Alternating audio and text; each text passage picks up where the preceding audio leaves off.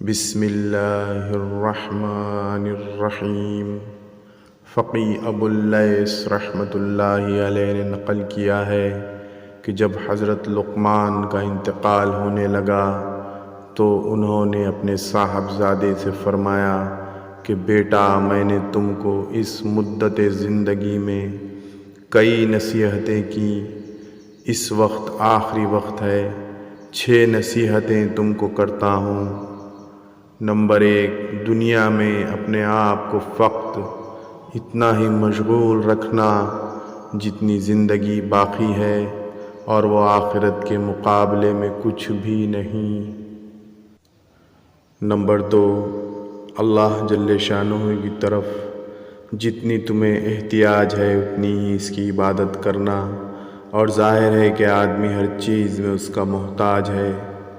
Number 3، آخرت کے لیے اس مقدار کے موافق تیاری کرنا جتنی مقدار وہاں قیام کا ارادہ ہو، اور ظاہر ہے کہ مرنے کے بعد تو وہاں کے علاوہ کوئی مقام ہی نہیں۔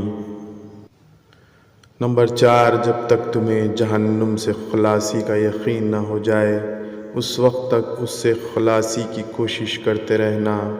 ظاہر ہے کہ جب کوئی کسی سنگین مقدمے میں ماخوذ ہو اور جب تک اس کو مقدمے کے خارج ہونے کا یقین نہ ہو جائے ہر وقت کوشش میں لگا رہتا ہے۔ نمبر 5، گناہوں پر اتنی ہی جرأت کرنا جتنا جہنم کی آگ میں جلنے کا حوصلہ اور ہمت ہو، کہ گناہوں کی سزا ضابطے کی چیز ہے اور مراحم قصوروانہ کی خبر نہیں۔ نمبر 6، جب کوئی گناہ کرنا چاہو تو ایسی جگہ تلاش کر لینا جہاں اللہ جل شانہ اور اس کے فرشتے نہ دیکھیں، کہ خود حاکم کے سامنے، CID کے عملے کے سامنے بغاوت کا انجام معلوم ہے۔ یہ چند نصیحتیں حضرت لقمان کی ہمارے دین اور دنیا بنانے کے لیے مشعل راہ ہیں۔